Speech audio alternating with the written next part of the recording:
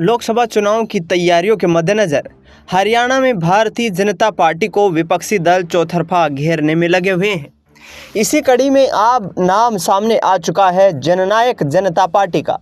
जिस तरीके से 2 सीटों पर लोकसभा चुनाव की मांग करते हुए नजर आई यहां पर जननायक जनता पार्टी, लेकिन दुष्यंत चौटाला की पार्टी को एक भी सीट ना दिए जाने पर यहां भारतीय जनता पार्टी ने फैसला किया।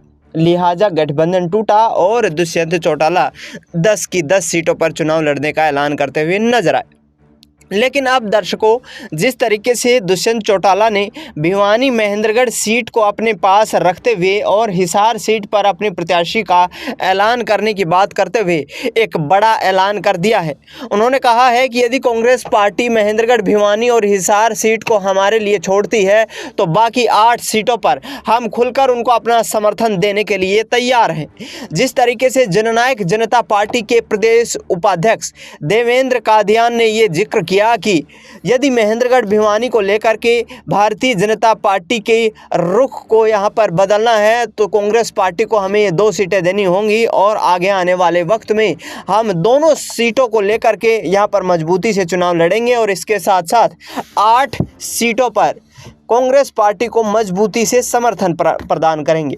यानी कि साफ तौर पर आने वाले वक्त में भारतीय जनता पार्टी को चुनौती देते हुए नजर आ रहे हैं एक तरफ दुष्यंत चौटाला, तो दूसरी ओर यदि कांग्रेस पार्टी उनके साथ 2 सीटों की शेयरिंग करके गठबंधन को तैयार हो जाती है तो ऐसे में 8 सीटों पर दुष्यंत सिंह चौटाला से अच्छा खासा उन्हें लाभ मिल सकता है।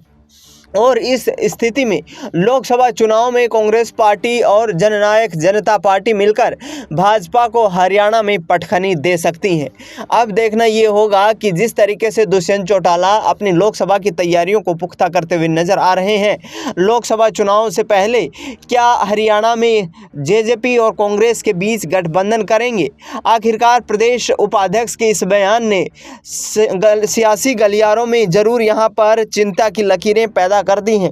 सियासी गलियारों में मची सरगर्मी के बीच अब आने वाले वक्त में ये देखना होगा कि आखिरकार ये चुनावी आधार किस तरीके से तैयार होता है। फिलहाल इस खबर में इतना ही।